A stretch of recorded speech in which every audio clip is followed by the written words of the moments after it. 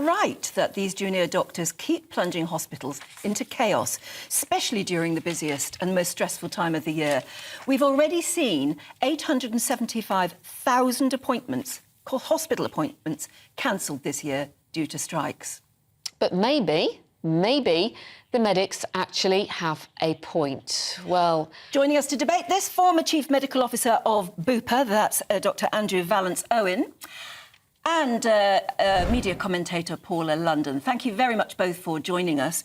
Let's start with you, Paula. Why shouldn't they strike if they want more money? Well, you can't always get what you want, and what they're doing is very unethical, and a lot of people don't realise the basic pay for a junior is between £32,000 and £63,000. But the junior doctor's average earnings for the first year is a staggering £41,300 because there's a lot of extra elements that they're getting that the BMA aren't telling people, and nor are the junior doctors. So basically, they're getting 8 additional busted hours weekly, they're getting a weekend allowance, they're getting a night work enhancement and on-call availability allowance. So, and they're actually getting paid to learn, if you think about it. They cannot work unaided, so they have to work with senior doctors as well. And in the first year, they're taking a lot of blood. So they're getting paid to learn, people's lives are at risk. Even accident and emergency department has had to close in Gloucestershire. It closed for 3 days, and then it's going to have to close for 9 days in January. Lives are going to be lost. In a medical emergency, timing is everything. If there's an RTA in the vicinity, these people's lives are at risk. It's absolutely wrong, and what they're asking for is for the birds. They're using RPI as a measure of inflation rather than CPI, which the IFS and the ONS say should be used. Andrew, isn't their strike action indefensible now? They've had the bigger payout of anyone so far. They've got, in my view, they've got a very good case. They've had a very good case for 15 years now, and every year since then, the case has got better. I know what we've just been told there, but don't forget they are the very front line of the NHS with the nurses, and they are dealing with people, as she's just implied, 24 hours a day, 7 days a week, and their salaries and their standards have been falling significantly, and it's a lack of recognition, I think, of the work that they do, and nurses too, which has led to this strike action. And in my view, they have made some mistakes in the way they're going about it, but I do believe that it's a fair request. Don't forget, they have 5 years in medical school. They're highly trained specialist doctors.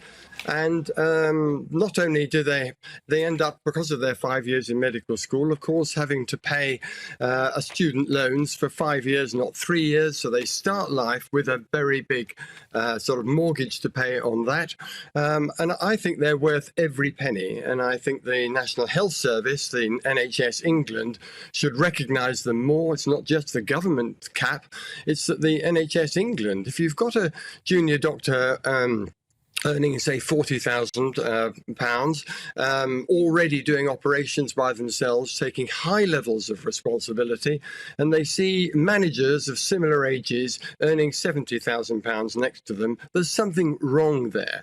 We should recognise our frontline people working for the work that they do. People don't want to be seen by managers when they go into an A&E department. They want to be seen by a highly trained, motivated doctor, and they are not trained at the moment, and in fact 14,000 posts are currently empty because people are leaving the NHS. They're so demoralised. and that is a very good point, isn't it, Paula? The number of people that are leaving the NHS, there is a problem with recruitment and retention, and you're not going to get those people to work in the NHS. They're going to flee abroad unless they are paid more.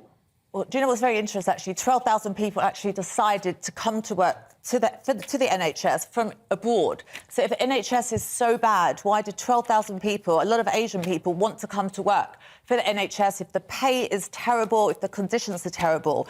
A lot of these NHS junior doctors are threatening to leave, but they won't leave because of the gold-plated pension as well. Things aren't too tough for them. They're leaving in their droves. I mean, we've been on the picket line over the last few days here at GB News. We've spoken to people and they are going abroad.